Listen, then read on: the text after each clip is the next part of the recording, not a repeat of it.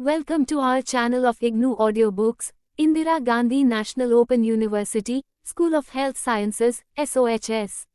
Certificate in Community Health, BPCCHN.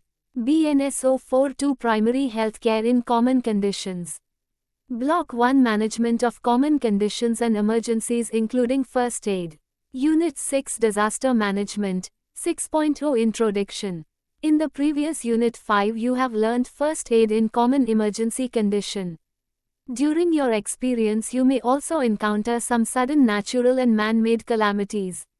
So you should prepare to manage these disasters. A disaster occurs when a hazard impacts on vulnerable people. The combination of hazards, vulnerability and inability to reduce the potential negative consequences of risk results in disaster. In this unit you will learn meaning, types, magnitude, risk reduction, emergency preparedness of disasters.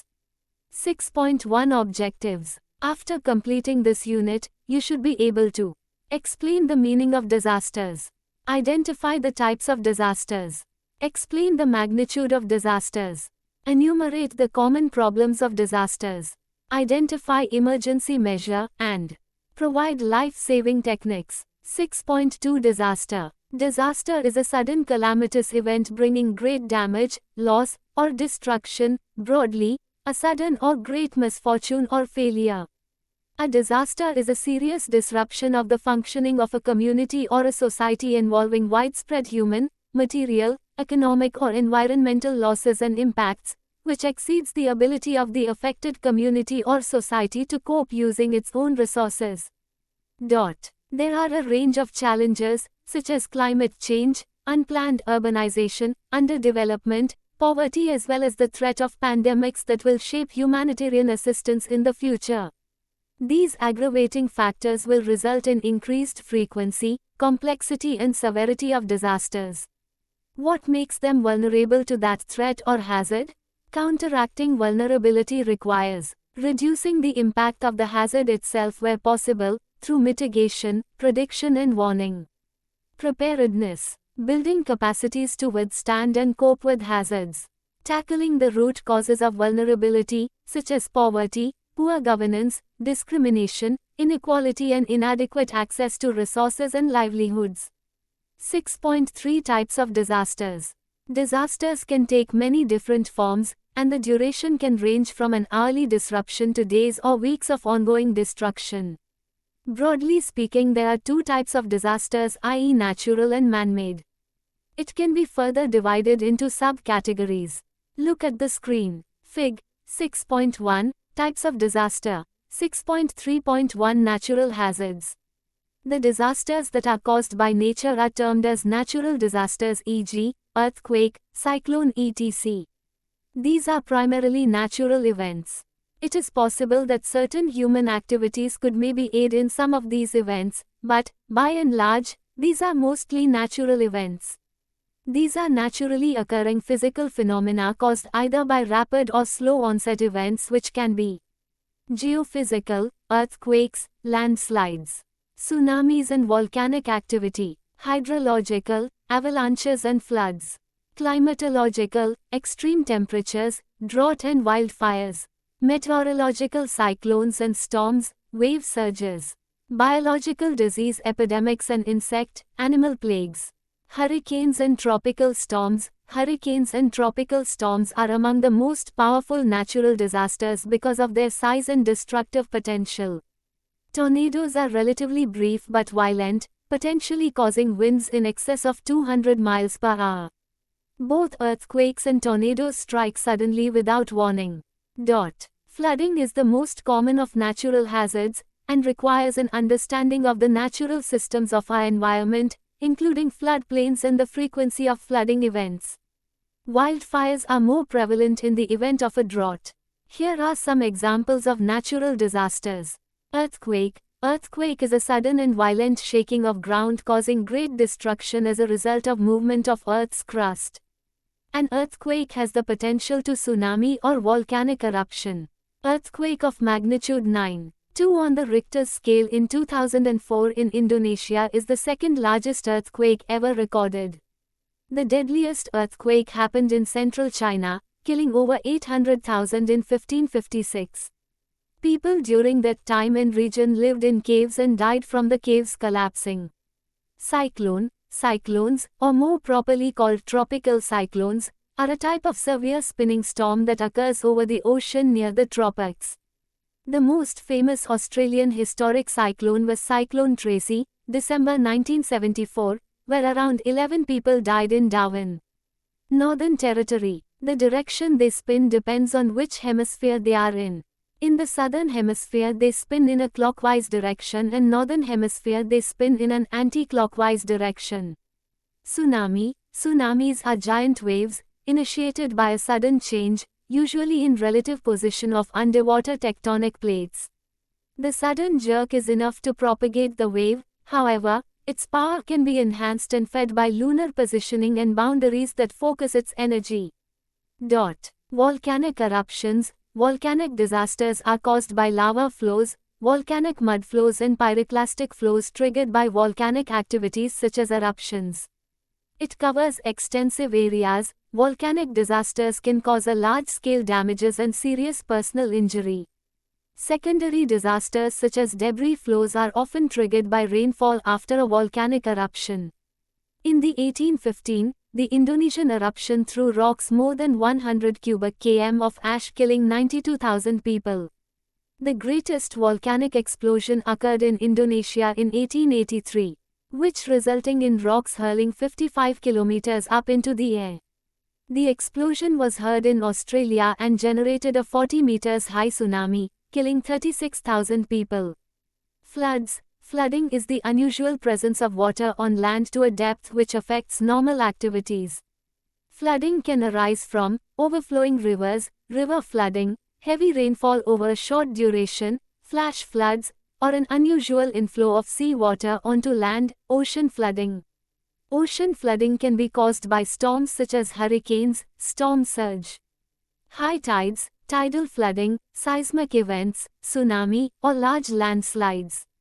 6.3.2 Technological or man-made hazards. Disasters also can be caused by humans. These are mostly caused due to certain human activities. The disasters which are caused as a result of human activities are termed as man-made disasters, e.g., road accident, terrorist attack. The disasters themselves could be unintentional, but are caused due to some intentional activity. Most of these, barring coordinated terrorist activities, are due to certain accidents, which could have been prevented if sufficient precautionary measures were put in place. Hazardous materials emergencies include chemical spills and groundwater contamination. Workplace fires are more common and can cause significant property damage and loss of life. Communities are also vulnerable to threats posed by extremist groups who use violence against both people and property. High-risk targets include military and civilian government facilities, international airports, large cities and high-profile landmarks. Cyber terrorism involves attacks against computers and networks done to intimidate or coerce a government or its people for political or social objectives. These are events that are caused by humans and occur in or close to human settlements such as complex emergencies, conflicts, famine, displaced populations, industrial accidents and transport accidents. This can include environmental degradation, pollution and accidents. There are a range of challenges, such as climate change, unplanned urbanization, underdevelopment, poverty as well as the threat of pandemics, that will shape humanitarian assistance in the future. These aggravating factors will result in increased frequency, complexity and severity of disasters. Some of the examples of man-made disasters are as follows. Road accidents. Road accidents are common in India due to reckless driving, untrained drivers and poor maintenance of roads and vehicles. According to Lifeline Foundation, the Ahmedabad-based organization working for road safety, India accounts for 13% of road accident fatalities worldwide. With 130,000 deaths in 2007, India tops in the number of people killed in road accidents, surpassing China's 90,000. Most of these deaths occurred due to bad road designs and lack of proper traffic management systems to separate different streams of traffic. Building and bridge collapse. Building collapses are frequent in India, where construction is often hastily done, with little regard for safety regulations, particularly in the western part of the country. Terrorist attack. Devastating acts such as the terrorist attacks on the World Trade Center and the Pentagon have left many concerned about the possibility of future incidents in the United States and their potential impact. Terrorism involves devastating acts using weapons of mass destruction ranging from chemical agents, biological hazards, a radiological or nuclear device, and other explosives. 6.4 Magnitude of disasters. Whether a result of human activities or natural, disasters can be further divided into the following categories depending on the scope or area affected. 6.4.1 Local disasters are limited to your property and/or local community. Examples would include tornadoes, which could level or otherwise severely damage your home and/or the homes of your neighbors. Another example would be the derailment of a freight train resulting in the release of toxic gases from a tanker car into your neighborhood and surrounding area. Other examples would include floods and forest fires. 6.4.2 Regional disasters affect a larger area but are limited to one region of the country. Hurricane Katrina was an example of a regional disaster. Other examples would include earthquakes, droughts and crop failures. 6.4.3 National disasters, as the name implies, would affect the entire nation. A war would be an example. Other examples would include an economic depression, severe stock market crash or collapse of the currency. 6.4.4 Global disasters affect the entire planet. In today's global economy, it would be easy for a national disaster to quickly escalate to a global one. An economic depression in the US, for example, would affect our trading partners as well. With the US dollar acting as the major reserve currency for most of the world, a collapse of the currency would be disastrous for nearly every nation, including those as far off as China and Japan. In fact, never before in history has the potential for a human-caused disaster of global proportions been more possible. In a highly mobile society, it is also very possible for a natural disaster, such as an epidemic, to quickly spread around the globe, becoming a pandemic. Furthermore, according to many scientists, human activities, such as pollution, radioactive contamination, chemtrails, and genetically modified organisms, GMO, to name just a few, are threatening the delicate ecological balance that has existed on the earth for millions of years. As we have seen, the amount of provisions that you will want to store will depend on how long you anticipate an emergency could last, which in turn will depend on the magnitude or scope of the disasters that you consider possible for your area. If a hurricane hits your community, a 1-week supply of food and water will probably be sufficient, for certainly help will arrive within a week. But a collapse of the currency, resulting in a global disaster, might require that you store enough supplies to last for months. 6.5 Disaster preparedness, risk reduction. Disaster preparedness can prevent a bad situation from becoming worse. Emergencies come in many forms, and having the right checklist, supplies and kit for any possible contingency can aid in making your family safe. Planning ahead also helps everyone understand what to do should a disaster strike. In some instances, it may be several days before vital services can be prepared, and surviving this period may be difficult. Disaster preparedness is highlighted every year during the month of September. When disaster strikes, having a plan of action already in place can be key to ensuring positive response and recovery outcomes. 6.5.1 Importance of disaster preparedness. In an emergency situation, it is easy to be afraid and anxious over what is happening. Disaster preparedness reduces these feelings and helps communities and families know what to do in the event of a disaster and where to seek shelter during a tornado, where to take refuge, and how to care for basic medical issues. It can also help alleviate some of the devastation by reducing the impact of a disaster. For example, homeowners who live in a fire zone in the forest can clear away underbrush from their homes to help prevent future forest fires from burning down their homes. In addition, They can store valuables in fireproof boxes in case a fire does reach the house. They should be ready to evacuate their homes and take refuge in public shelters and know how to care for their basic medical needs.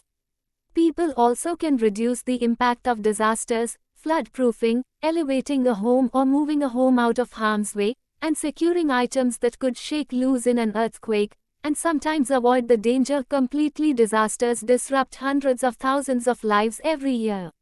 Each disaster has lasting effects, both to people and property. If a disaster occurs in any community, local government and disaster relief organizations will try to help people, but the individuals need to be ready as well. Local responders may not be able to reach them immediately, or they may need to focus their efforts elsewhere.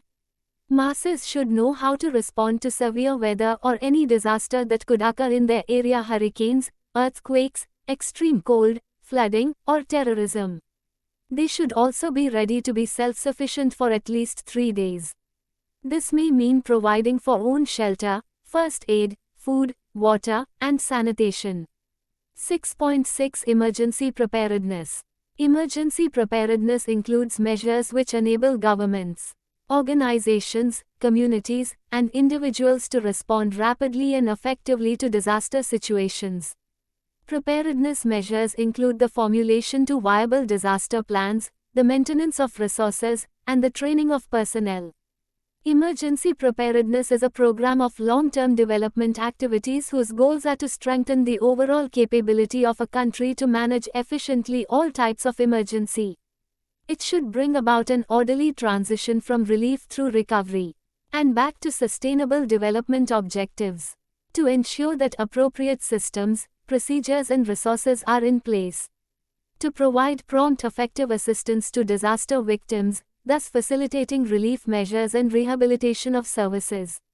The reasons for community preparedness are: members of the community have the most to lose from being vulnerable to disasters and the most to gain from an effective and appropriate emergency preparedness program. Those who first respond to an emergency come from within the community. Resources are more easily pooled at the community level and every community possesses capabilities. Failure to exploit these capabilities is poor resource management. Sustainable development is best achieved by allowing emergency-affected communities to design, manage and implement internal and external assistance program. Disaster preparedness is an ongoing multispectral activity. It forms an integral part of the national system responsible for developing plans and programs for disaster management, which includes prevention, mitigation, preparedness, response, rehabilitation and reconstruction. Disaster preparedness depends on the coordination of a variety of sectors to carry out the following tasks: evaluate the risk of the country or particular region to disaster, adopt standards and regulations, organize communication, information and warning systems, ensure coordination and response mechanisms, adopt measures to ensure the financial and other resources are available for increased readiness and can be mobilized in disaster situation, develop public education programs, coordinate information sessions with news media, organize disaster simulation exercises that test response mechanisms, coordination of effort. Disaster preparedness and the response operations to which preparedness essentially applies involve a wide range of activities and organizations. If these activities are to be successfully carried out by the organizations concerned, a system for achieving coordinated effort is clearly needed. This system is usually provided through the organizational framework. For instance, a provincial disaster committee would normally coordinate activities within its area of responsibility. However, additional coordinating responsibilities may be designated to organizations or individuals, if deemed necessary. Arrangements to achieve successful coordination of effort must obviously be made, as a part of preparedness, before disaster impact. Operational facilities and systems. Adequate preparedness of the various facilities and systems which are required for response operations is also most important. Such facilities and systems usually include emergency or standby communications, a warning system, including provision of warning and information to the general public, A system for activating the organizational structure and its resource organizations, usually by designating stages such as alert, standby, and action. Emergency operation centers, which form the focal points of information management. A system for damage survey and assessment of needs. Emergency relief arrangements for food, shelter materials, medical assistance, etc. Equipment and supplies. If stockpiles of emergency equipment and supplies are held, these need appropriate surveillance to ensure their serviceability and ready availability.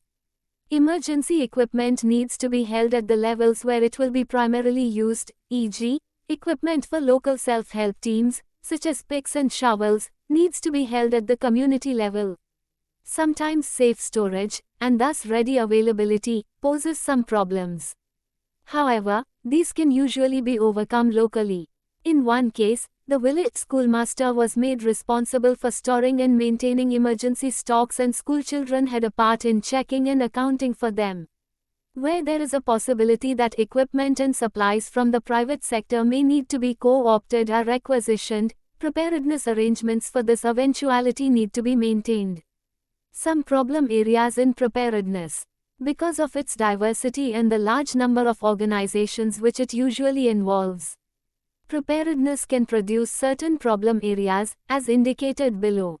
Organization and planning. Inadequate policy direction for overall disaster management will tend to have adverse effects on the event and standard of preparedness. Lack of appropriate counter-disaster plans will also result in an inadequate preparedness. Outdated plans will also tend to affect preparedness standards. If disaster management organizational structure is inadequate or inappropriate, preparedness measures will unlikely be fully effective. Over-concentration on response and recovery measures may lead to low preparedness standards. This also tends to be a fairly common failing in disaster management.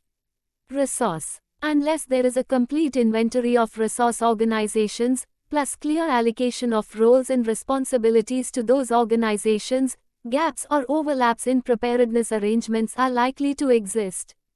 Coordination. Inadequate coordination in disaster management may result in substandard and/or variable levels of preparedness. Because departments and organizations may be working to different preparedness criteria and different priorities.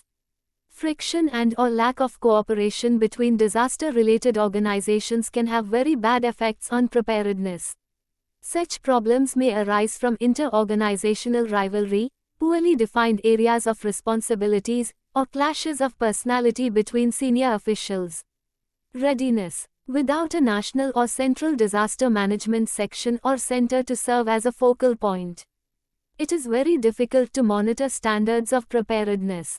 For instance, emergency operations centers may become inadequately prepared to respond quickly to the onset of disaster. Emergency equipment, such as standby power generators, may be allowed to become unserviceable, and emergency communications equipment may not be adequately serviced and tested.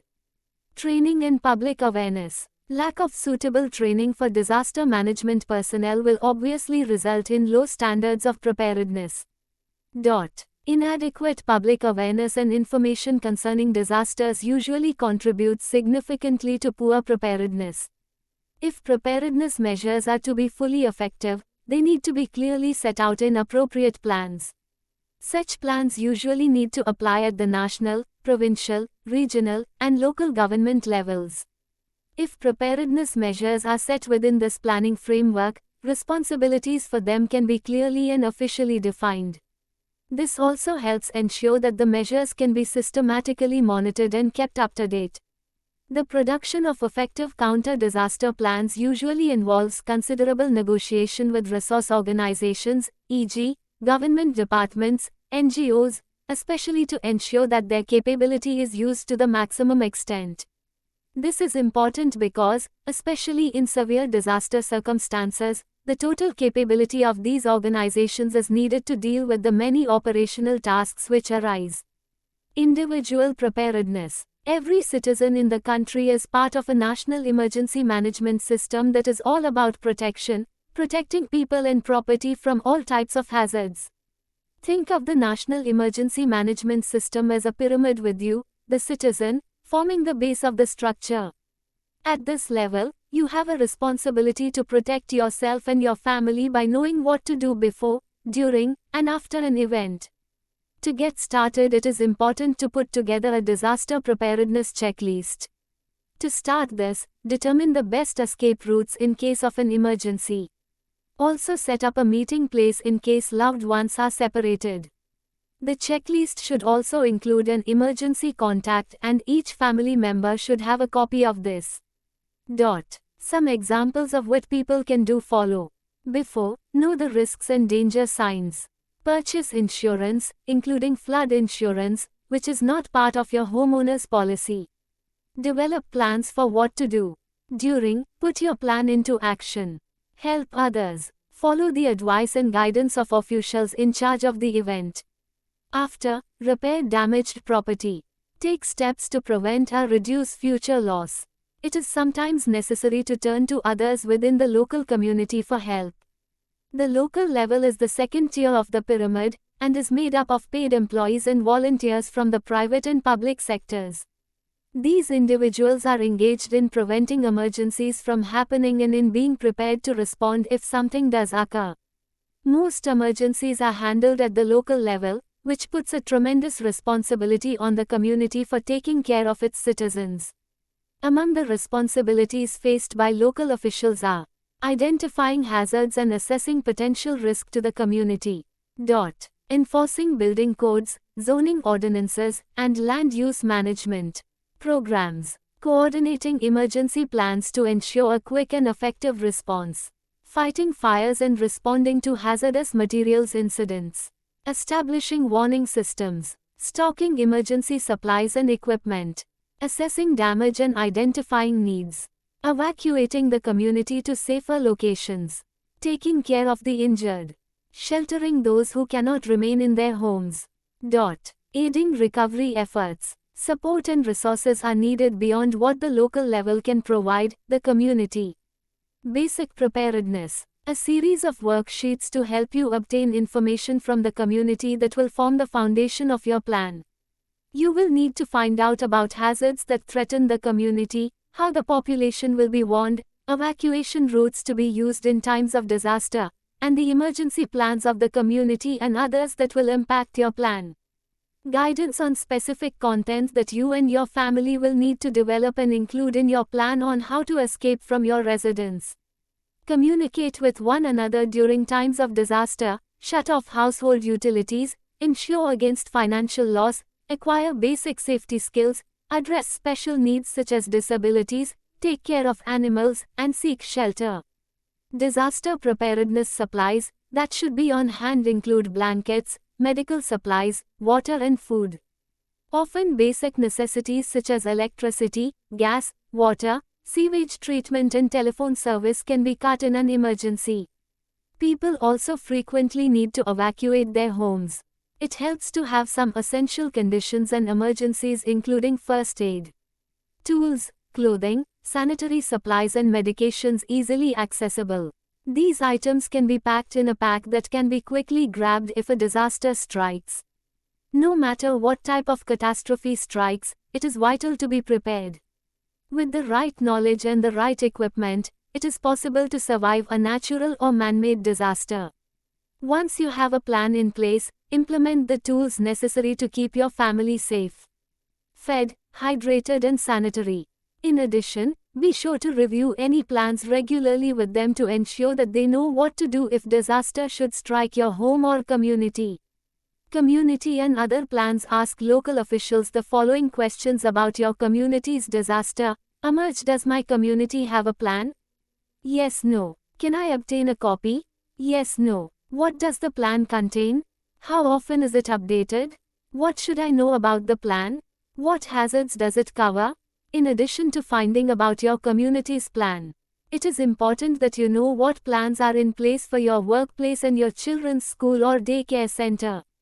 Ask your employer about workplace policies regarding disasters and emergencies, including understanding how you will be provided emergency and warning information.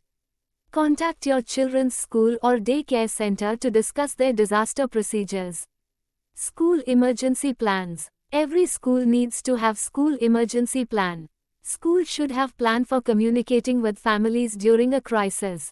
The school should store adequate food, water, and other basic supplies. School should be prepared to shelter in place if need be, and where they plan to go if they must get away. In such situations, parents may not be permitted to drive to the school to pick up your children. Monitor local media outlets for announcements about changes in school openings and closings, and follow the directions of local emergency officials. Workplace plans. If you are an employer, make sure your workplace has a building evacuation plan that is regularly practiced. Take a critical look at your heating, ventilation and air conditioning system to determine if it is secure or if it could feasibly be upgraded to better filter potential contaminants, and be sure you know how to turn it off if you need to. Think about what to do if your employees cannot go home. Make sure you have appropriate supplies on hand. Emergency plan for the family. Families need to be prepared to respond to emergencies by creating a family disaster plan. This process can be started by gathering family members and reviewing the information i.e. hazards, warning systems, evacuation routes and community and other plans. Discuss with family what to do if family members are not home when a warning is issued. Additionally, family plan should address the following.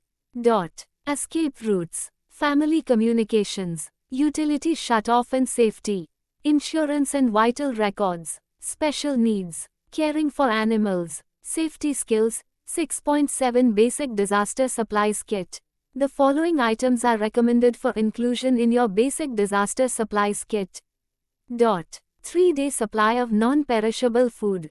3-day supply of water, 1 gallon of water per person, per day.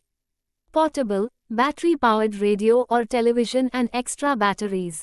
Flashlight and extra batteries. First aid kit and manual. Sanitation and hygiene items, soap.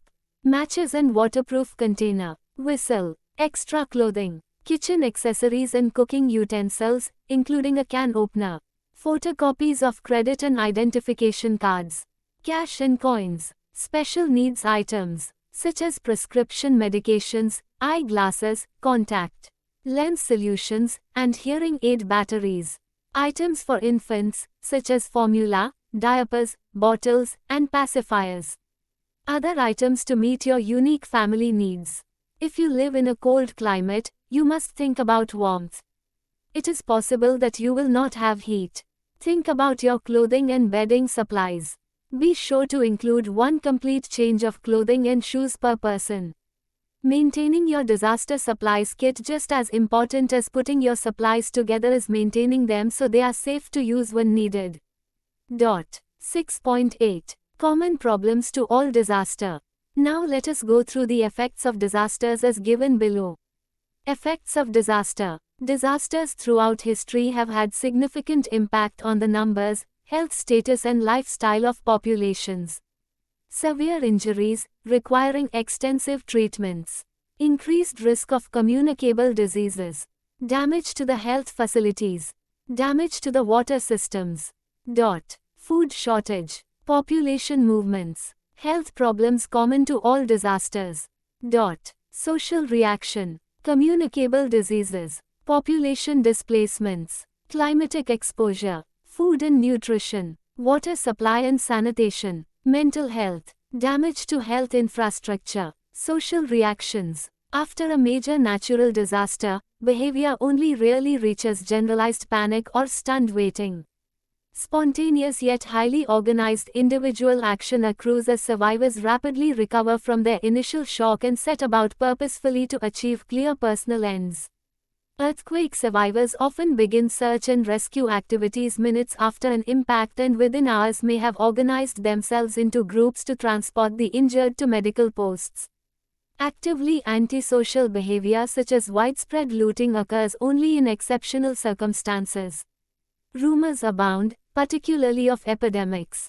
As a result, considerable pressure may be put on the authorities to undertake emergency humanitarian work such as mass vaccinations against typhoid or cholera, without sound medical justification. In addition, people may be reluctant to submit to measures that the authorities think necessary. During warning periods, or after the occurrence of natural disasters, people are reluctant to evacuate, even if their homes are likely to be or have been destroyed. These patterns of behavior have two major implications for those making decisions about humanitarian programs. 1. Patterns of behavior and demands for emergency assistance can be limited and modified by keeping the population informed and by obtaining necessary information before embarking on extended relief programs. 2. The population itself will provide most rescue and first aid, take the injured to hospitals if they are accessible, build temporary shelters, and carry out other essential tasks. Additional resources should, therefore, be directed toward meeting the needs that survivors themselves cannot meet on their own. Communicable diseases. The risk of epidemic outbreaks of communicable diseases is proportional to population density and displacement. These conditions increase the pressure on water and food supplies and the risk of contamination, as in refugee camps, the disruption of pre-existing sanitation services such as piped water and sewage, and the failure to maintain or restore normal public health programs in the immediate post-disaster period. In the longer term, an increase in vector-borne diseases occurs in some areas because of disruption of vector control efforts, particularly following heavy rains and floods. Residual insecticides may be washed away from buildings and the number of mosquito breeding sites may increase. Moreover, displacement of wild or domesticated animals near human settlements brings additional risk of zoonotic infections. In complex disasters where malnutrition, overcrowding, and lack of the most basic sanitation are common, catastrophic outbreaks of gastroenteritis, caused by cholera or other diseases, have occurred, as in Rwanda, Zaire in 1994. Population displacements. When large, spontaneous or organized population movements occur, an urgent need to provide humanitarian assistance is created.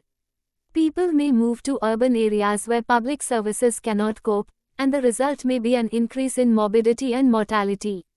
If much of the housing has been destroyed, large population movements may occur within urban areas as people seek shelter with relatives and friends. Example: surveys of settlements and towns around Managua, Nicaragua, following the December 1972 earthquake indicated that 80% to 90% of the 200,000 displaced persons were living with relatives and friends, 5% to 10% were living in parks, city squares, and vacant lots, and the remainder were living in schools and other public buildings. Following the earthquake that struck Mexico City in September 1985, 72% of the 33,000 homeless found shelters in areas close to their destroyed dwellings. In internal conflicts, such as occurred in Central America, 1980s, or Colombia, 1990s, refugees and internally displaced populations are likely to persist. Climatic exposure. The health hazards of exposure to the elements are not great, even after disasters in temperate climates. As long as the population is dry, reasonably well clothed, and able to find windbreaks, death from exposure does not appear to be a major risk in Latin America and the Caribbean. The need to provide emergency shelter therefore varies greatly with local conditions. Food and nutrition. Food shortages in the immediate aftermath may arise in two ways. Food stock destruction within the disaster area may reduce the absolute amount of food available, or disruption of distribution systems may curtail access to food, even if there is no absolute shortage. Generalized food shortages severe enough to cause nutritional problems do not occur after earthquakes. Flooding and sea surges often damage household food stocks and crops, disrupt distribution, and cause major local shortages. Food distribution, at least in the short term, is often a major and urgent need, but large-scale importation, donation of food is not usually necessary. In extended droughts, such as those occurring in Africa, or in complex disasters, the homeless and refugees may be completely dependent on outside sources for food supplies for varying periods of time. Depending on the nutritional condition of these populations, especially of more vulnerable groups such as pregnant or lactating women, children, and the elderly, it may be necessary to institute emergency feeding programs. Water supply and sanitation. Drinking water supply and sewerage systems are particularly vulnerable to natural hazards, and the disruptions that occur in them pose a serious health risk. The systems are extensive, often in disrepair, and are exposed to a variety of hazards. Deficiencies in established amounts and quality of potable water and difficulties in the disposal of excreta and other wastes result in the deterioration of sanitation, contributing to conditions favorable to the spread of enteric and other diseases. Mental health. Anxiety, neuroses, and depression are not major, acute public health problems immediately following disasters, and family and neighbors in rural or traditional societies can deal with them temporarily. A group at high risk, however, seems to be the humanitarian volunteers or workers themselves. Wherever possible, efforts should be made to preserve family and community social structures. The indiscriminate use of sedatives and tranquilizers during the emergency relief phase is strongly discouraged. In industrialized or metropolitan areas in developing countries, mental health problems are reported to be significant during long-term rehabilitation and reconstruction and need to be dealt with during that phase. Damage to the health infrastructure. Natural disasters can cause serious damage to health facilities and water supply and sewage systems, having a direct impact on the health of the population dependent on these services. In the case of structurally unsafe hospitals and health centers, natural disasters jeopardize the lives of occupants of the buildings and limit the capacity to provide health services to disaster victims. The earthquake that struck Mexico City in 1985 resulted in the collapse of 13 hospitals. In just 3 of those buildings, 866 people died, 100 of whom were health personnel. Nearly 6,000 hospital beds were lost in the metropolitan facilities. As a result of Hurricane Mitch in 1998, the water supply systems of 23 hospitals in Honduras were damaged or destroyed, and 123 health centers were affected. Peru reported that nearly 10% of the country's health facilities suffered damage as a result of El Niño events in 1997-1998. 6.9 Disaster response. Disaster response including emergency measure and life-saving techniques are discussed below. Purpose. Response measures are those which are taken immediately prior to and following disaster. Such measures are directed towards saving life and protecting property and to dealing with the immediate damage caused by the disaster. Response operations usually have to be carried out under disruptive and sometimes traumatic conditions. Often, they are difficult to implement and they tend to make heavy demands on personnel, equipment, and other resources. Thus, without a sound basis of planning, organization, and training, response operations are unlikely to achieve optimum success. Important characteristics of response. Effective response to the impact of disaster is critical mainly to limit casualties, alleviate hardship and suffering, restore essential life support and community systems, mitigate further damage and loss, and provide the foundation for subsequent recovery. Some problem areas in response. 1. Background factors. These may particularly apply to preparedness. For instance, lack of adequate policy direction, poor organization, and inadequate planning. 2. Inadequate preparedness. This can be caused by plans becoming outdated, low standards of readiness on the part of resource organizations, poor public awareness, and disaster of unexpected magnitude. 3. Warning factors. These may include inadequate warning lead time, errors in warning systems, e.g., radio broadcast stations, due to effects of disaster impact, and failure of people to respond to warning. 4. Slow activation of the response system. This may be due to warning factors, poor system for activation, lack of functional readiness, e.g., in emergency operations centers, lack of testing and exercising the response system, and coincidence with some national event, e.g., national holiday. 5. Effects of impact and crisis pressure. These may include disruption to or loss of communications, destruction or delayed availability of plant resources, e.g., transport, relief supplies, damage to key installations such as power supplies, emergency operations centers, communications facilities, high damage levels generally, and loss of key personnel. 6. Difficulties in survey of damage and assessment of needs.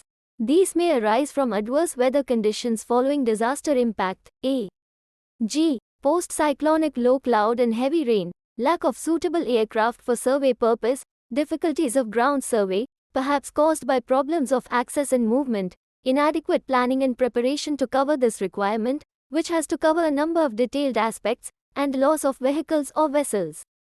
7. Inaccurate and or incomplete information from survey. This can cause serious response problems through inaccurate figures of people who are homeless, without food and shelter, and in need of medical assistance. 8. Convergence. Convergence onto the disaster area or site by large number of people and vehicles can seriously interfere with response operations. 9. Poor information management. This may arise from a number of aspects, such as gathering and collation of information, evaluation of information, decision-making, and dissemination of decisions and information. 10. Inadequate relief commodities. This may involve essential items, such as food supplies, water supplies, and shelter materials, tents, tarpaulins, etc. Requirements for effective response. Wide international experience has shown that effective response depends fundamentally on two factors: information and resources. Without these two vital components, the best plans, management arrangements, expert staff, etc., all become virtually useless. Bearing this fundamental premise in mind, the major requirements for effective response are summarized below. Readiness of resource organizations. The readiness of resource organizations, both government and non-government, to respond to disaster situations, often at very short notice, is a very important requirement for response operations. Sometimes, failure on the part of only one designated organization may seriously upset the total response effort. Warning. The main needs for warning are initial detection, as early as possible, of the likelihood that a disaster will occur. Origination of the warning process as early as practicable, bearing in mind that false or unnecessary warning must be avoided. In this regard, however, precautions can be built into the warning sequence by ensuring that, where doubt exists, only key officials are initially informed. Effective means of transmitting warning information. Facilities to receive and assess warning information. Response decisions, as a result of assessing warning information.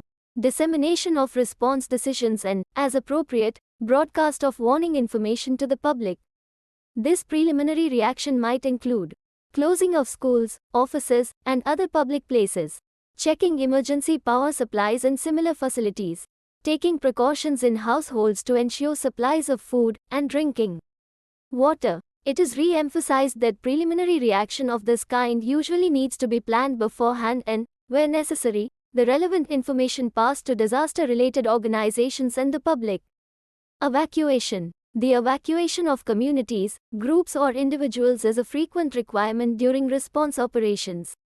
Evacuation is usually precautionary, in most cases undertaken on warning indicators prior to impact to protect disaster-threatened persons from the full effects of the disaster, or post-impact, to move persons from a disaster-stricken area into safer, better surroundings and conditions. Activation of the response system. For rapid and effective response, there usually needs to be a system for activating disaster management officials and resource organizations. It is useful to implement activation in stages. These might be alert, standby, and action. The benefit of this arrangement is that if, after the initial warning, the disaster does not materialize, activation can be called off. Thus, full mobilization of resources can be avoided and the minimum of disruption is caused to normal life. It is advisable for government departments and other resource organizations to work to this system of stages in their own internal plans. Coordination of response operations. Coordination of the action taken in response operations is very important. Good coordination ensures that resource organizations are utilized to best effect, therefore avoiding gaps or duplication in operational tasks. Communications. As with all aspects of disaster management, good communications are essential for effective response. Survey and assessment. It is virtually impossible to carry out effective response operations without an accurate survey of damage and consequent assessment of relief and other needs. To be fully effective, survey and assessment needs to be carefully planned and organized beforehand. It usually calls for survey from the air, survey by field teams, and accurate reporting from disaster management and other official authorities in or near the disaster area. Major emergency response aspects. Following the impact of disaster, there are usually varying degrees of damage to, or destruction of, the systems which support everyday life. Communities therefore need help, usually urgently, to subsist through the emergency phase and beyond.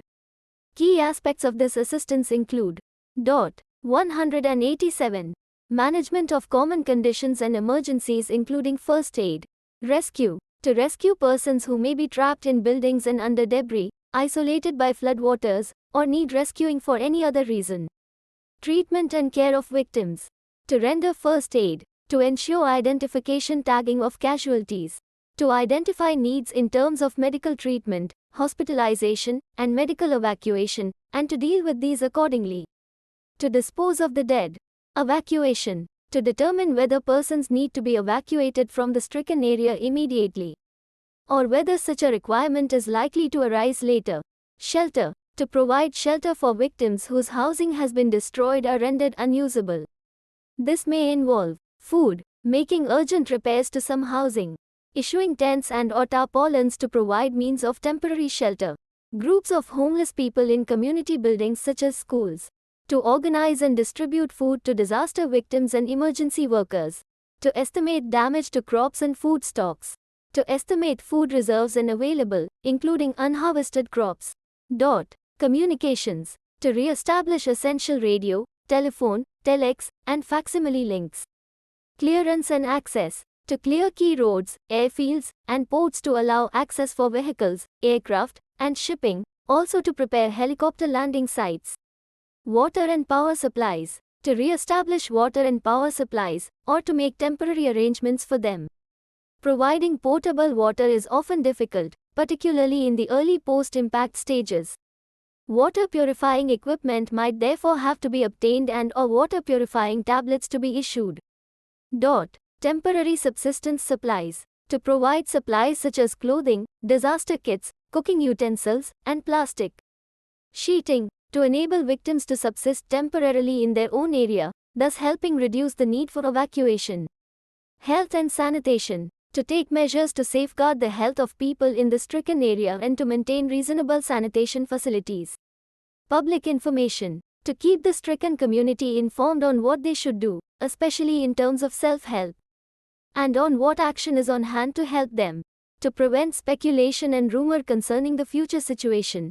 Security. To maintain law and order, especially to prevent looting and unnecessary damage. Construction requirements. To estimate high-priority building repair and replacement requirements. Disaster welfare inquiry. To make arrangements to handle national and international inquiries concerning the welfare of citizens and residents, including tracing of missing persons. Maintenance of public morale. Depending on cultural and other local circumstances, to make arrangements for counseling and spiritual support of the stricken community. This may involve religious bodies, welfare agencies, and other appropriate organizations. Allocation of tasks. If planning and preparedness have been properly carried out, the majority of response tasks will have been designated beforehand to appropriate government departments and other resource organizations. For instance, Public Works Department to undertake debris clearance tasks, etc. Medical and Health Department to implement health and sanitation measures. Police to maintain law and order, and to assist with control of people and vehicles around the disaster area. Red Cross to carry out first aid and other emergency welfare assistance.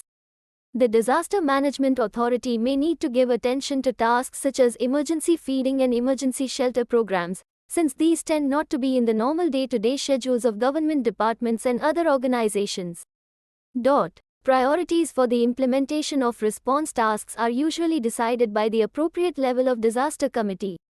These priorities may have to be changed frequently, and both disaster management authorities and resource organizations need to be capable of accepting and implementing such changes. Availability of relief supplies and commodities. The ready availability of relief supplies and commodities is an important factor in effective response. After disaster impact, there is usually an urgent need to provide and distribute food, drinking water, clothing, shelter materials, medical supplies and assistance. Disaster management action therefore needs to cover two main areas: obtaining the various commodities from government stores, emergency stockpiles, commercial supplies, and international assistance sources, and organizing the distribution of these commodities according to the best possible orders of priority. In order to move towards safer national development, development projects should be sensitive towards disaster mitigation. With the kind of economic losses and developmental setbacks that the country has been suffering year after year, it makes good economic sense to spend a little extra today in a planned way on steps and components that can help in prevention and mitigation of disasters, than be forced to spend many multiples more later on restoration and rehabilitation. The design of development projects and the process of development should take the aspect of disaster reduction and mitigation within its ambit. Otherwise, the development ceases to be sustainable and eventually causes more hardship and loss to the nation. 6.10 Summary. The combination of hazards, vulnerability and inability to reduce the potential negative consequences of risk results in disaster. A disaster occurs when a hazard impacts on vulnerable people. Vulnerability in this context can be defined as the diminished capacity of an individual or group. Concept is relative and dynamic. Disaster may be natural and man-made. Magnitude of disaster is the result of human activities or natural. Disaster preparedness can prevent a bad situation from becoming worse. Thank you for watching. We will see you in the next video with the next chapter.